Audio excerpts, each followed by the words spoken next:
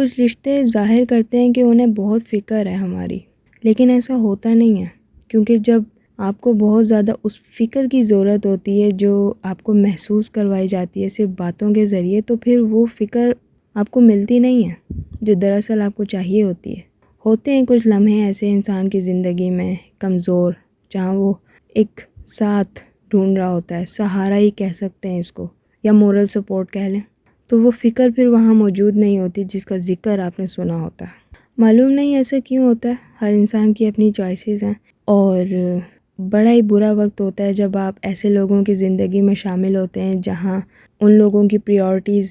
صرف باتوں کی حد تک ہوتی ہے، آپ کی اہمیت وہ رشتہ صرف باتوں کی حد تک نبھاتے ہیں آپ سے، اور جب آپ کو واقعی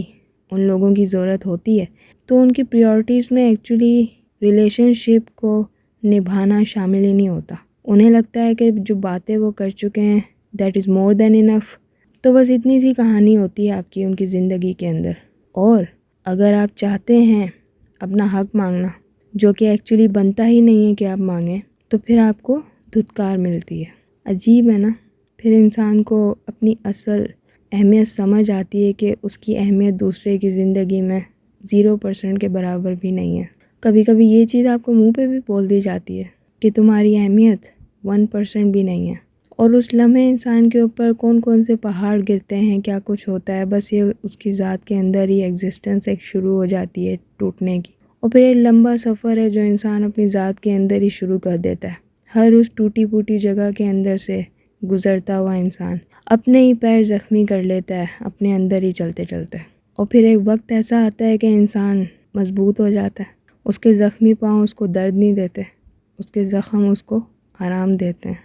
لیکن یہ ایک طویل سفر ہے، توڑ پھوڑ کے اندر سے گزرنا بڑا ضروری ہے انسان کا، کیونکہ اس کے بعد ہی انسان اپنے آپ کو ڈھونڈنا شروع کرتا ہے، خود کو سمجھنا شروع کرتا ہے اپنی ذات کی نفی ہونے کے بعد،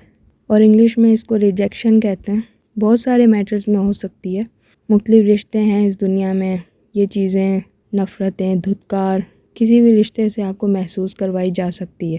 تو احتیاط کیجئے، اگر آپ کی زندگی میں ایسا لمحہ آیا، یا پھر اگر آپ ان چیزوں سے اس وقت گزر رہے ہیں تو گزرتے رہیے، رکنے کی کوشش مت کیجیے گا، کیونکہ رکنے سے چیزیں ٹھیک نہیں ہوتی، رکنے سے وقت نہیں رکے گا، رکنے سے کوئی آ کے آپ کی خیریت بھی نہیں پوچھے گا۔ چلتے رہیے، جتنا خود کو زخمی کر سکتے ہیں ہونے دیجیے۔ ان زخموں کے اندر اللہ نے ایسی شفا رکھی ہے نا، جس کا اندازہ آپ کو